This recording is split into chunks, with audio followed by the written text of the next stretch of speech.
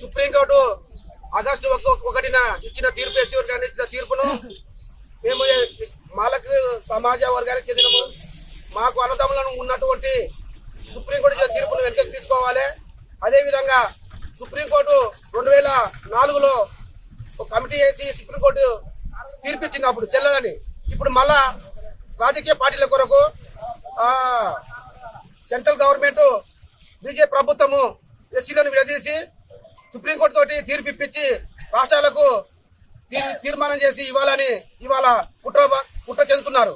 ఇలాంటి కుట్రను మేమంతా ఖండిస్తూ ఎస్సీ వర్గాలను వ్యతిరేకిస్తూ మేము ఎస్సీలను అంతా ఐక్యతగానే ఉంటాము.